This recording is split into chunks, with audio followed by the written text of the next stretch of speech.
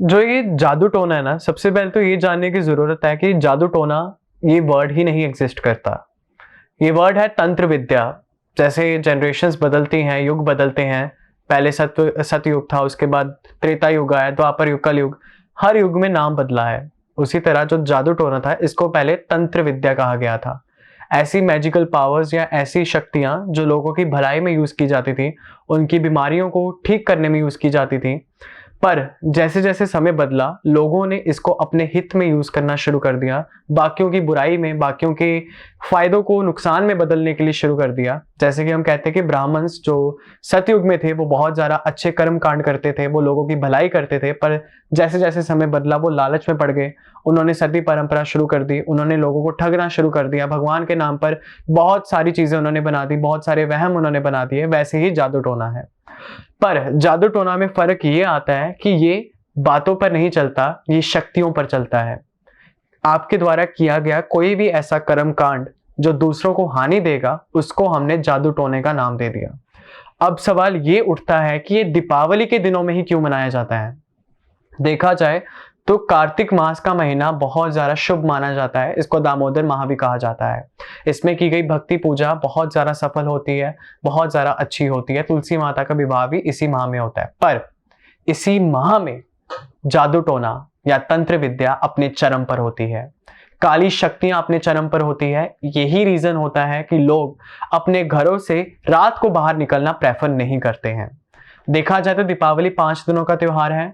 सबसे पहले इसमें धनतेरस आता है, उसके बाद नरक चतुर्थी आती है, फिर दीपावली आती है जिस दिन काली पूजा भी होती है, उसके बाद गोवर्धन पूजा और फिर भैया दूज। ये 5 दिनों का त्योहार होता है जिसमें नक्षत्र इस तरह बने होते हैं, या जो स्टार्स की पोजीशन होती है वो इस तरह होती है कि जो तांत्रिक लोग होते हैं वो तंत्र पूजा को इतने ज्यादा करते हैं, अपने चरम पर लेकर जाते हैं कि उसमें जो नेगेटिविटीज होती हैं, जो पावर्स होती हैं जिसको आम इंसान ऑब्जर्व नहीं कर पाता है, वो अगर उसके कांटेक्ट में आ जाए तो उसको हानि हो सकती है। उसको या तो कोई मेडिकल प्रॉब्लम आ जाएगी, कोई उसको जैसे बीमारी कोई लग जाएगी, या उसको फाइनेंशियली कोई ऐसी अनस्टेबिलिटी आ जाएगी जो उसके लिए फ्यूचर में या उसके प्रेजेंट को हानि दे सकता है, बुरा कर सकता है। अब इसके साथ हम ये जानेंगे कि उपाय क्या होते हैं। देखो, एक बात बहुत ज्यादा फेमस होती है इन दिनों में कि हमें अपने घर के बाहर नींबू मिर्ची लगानी चाहिए, जो अक्सर इन दिनों में क्या हम अक्सर अपने घर के बाहर या दुकान के बाहर लगाते हैं। इसका सिंपल ये आंसर होता है कि देवी लक्ष्मी की बड़ी बहन है ज्येष्ठा, जिनको हम देवी धूमावती भी कहते हैं। जब माता लक्ष्मी घर में प्रवेश करती हैं तो उनके साथ उनकी बड़ी बहन ज्येष्ठा भी प्रवेश करती हैं। जहां पर देवी लक्ष्मी शुभता का प्रतीक है, वहीं पर देवी धूमावती प्रतीक है नकारात्मकता का, दरिद्री का, और उसके साथ जितनी भी तरह की मेडिकल प्रॉब्लम्स होती हैं। At the end of the day हम कह सकते हैं कि जितनी भी तरह की प्रॉब्लम्स होती हैं उसका प्रतीक है देवी धूमावती ज्येष्ठा।